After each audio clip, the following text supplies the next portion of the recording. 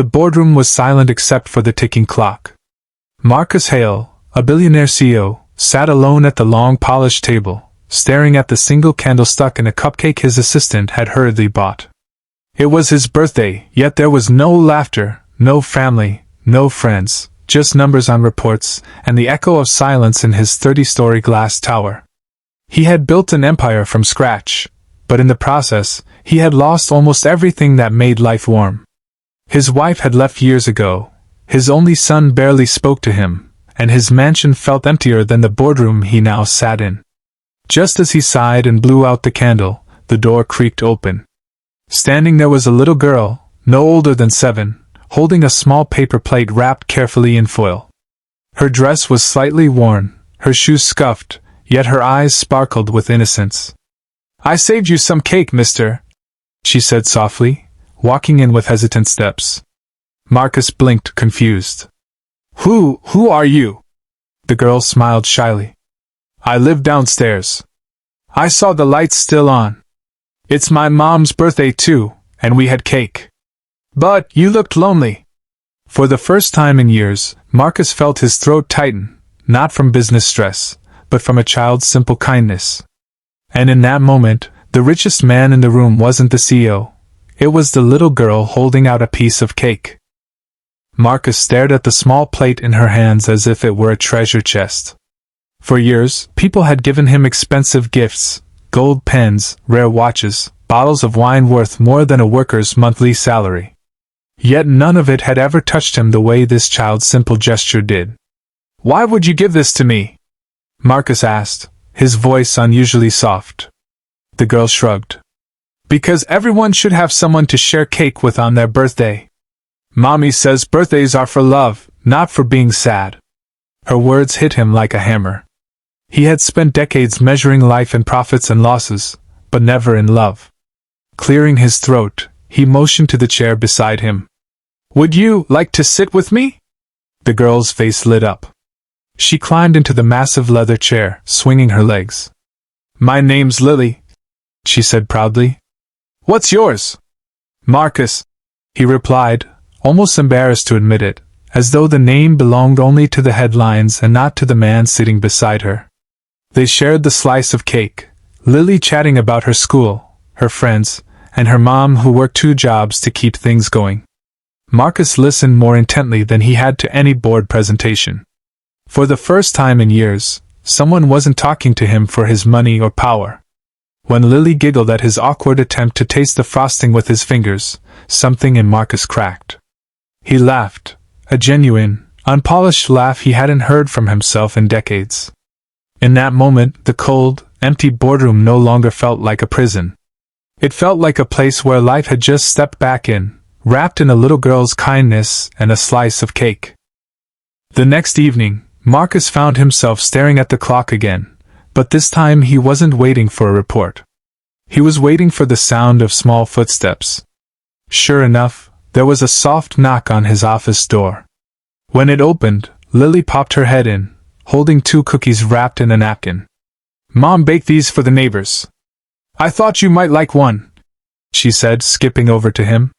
Marcus smiled, an expression that felt foreign on his face.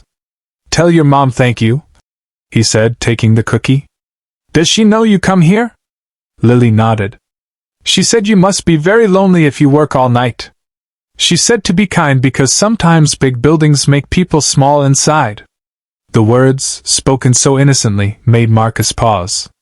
He thought of his vast skyscraper, his empty mansion, the hundreds of people who feared him, but none who really knew him. Just then, a woman appeared at the door.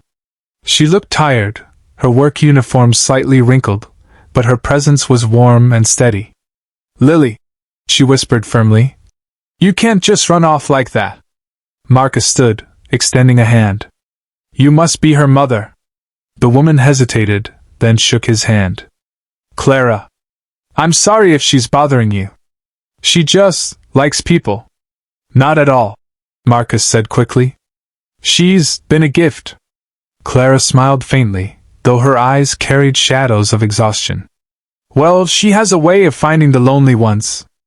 As mother and daughter left, Marcus felt something stir inside him. For years, his empire had been built on deals, contracts, and competition. But here, through a child's laughter and a mother's quiet strength, he sensed a different kind of wealth waiting to be discovered. The following weekend, Marcus did something he hadn't done in years. He left his towering office early. Instead of retreating to his empty mansion, he found himself walking into the modest apartment building across the street. Clara had invited him for dinner, her voice polite but cautious, as though unsure if a man like him would actually come. When Lily opened the door, her squeal of delight erased any doubts. "Mr. Marcus! You came!" She grabbed his hand and tugged him inside. The apartment was small, the furniture a little worn, but it radiated warmth. The smell of homemade stew filled the air, and soft music played from an old radio. Marcus sat at the table, listening as Clara apologized for the humble meal. "It's more than I've had in years," Marcus admitted truthfully. As they ate, Lily chattered endlessly about school projects and dreams of becoming a teacher. Marcus found himself laughing, nodding, and asking questions. He noticed the dark circles under Clara's eyes, the way her hands trembled slightly from fatigue. She worked nights cleaning his offices, though she didn't know he owned the company. When Lily skipped away to fetch a drawing she'd made, Clara lowered her voice. "She's been through so much. Her father left when she was a baby.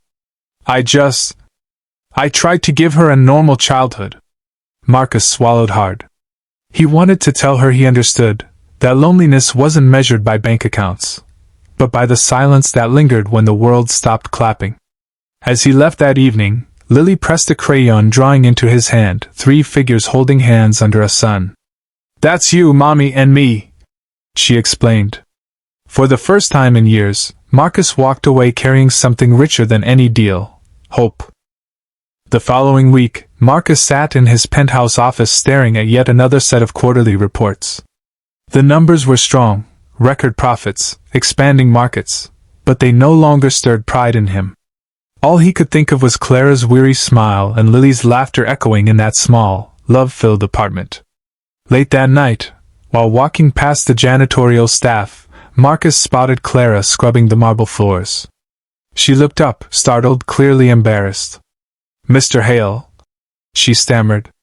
I didn't know anyone was still here." Marcus stepped closer. "You work nights too?" Clara nodded. "2 jobs. It's the only way I can keep a roof over our heads. Lily deserves better." The words pierced him. For decades he had been surrounded by luxury yet never truly lived. And here was a woman giving everything she had for love. "Clara," he said softly, "you shouldn't have to carry this alone." She shook her head.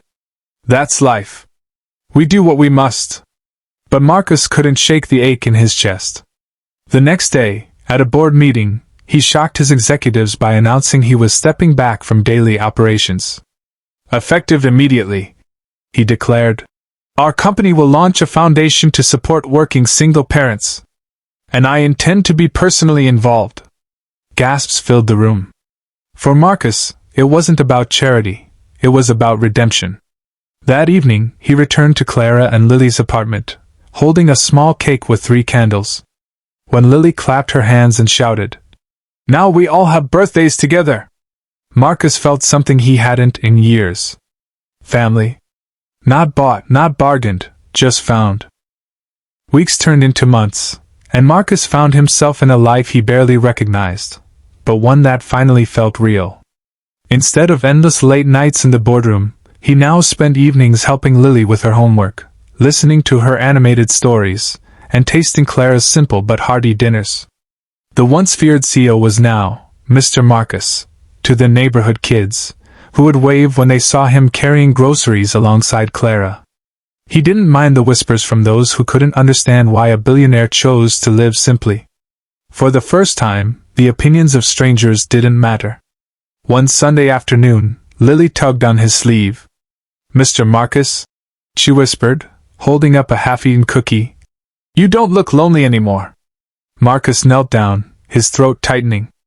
"That's because of you, Lily. You gave me back something I thought I'd lost forever." Clara, standing nearby, smiled gently. She had watched the change in him with quiet amazement. The man who once measured life in profits now measured it in laughter, shared meals, and late-night story times. On his next birthday, Marcus didn't sit alone in a boardroom. He sat in Clara's cozy living room, surrounded by balloons Lily had taped to the walls. As the cake was set down in front of him, Lily leaned close and whispered with a grin, "See, Mr. Marcus? I saved you some cake again." This time, Marcus didn't feel a lump in his throat. He felt joy overflowing. Because in a world that worshipped wealth, a little girl's kindness had given him the greatest gift of all: love, family, and a second chance at life. And he knew, as long as he had them, he would never be alone again.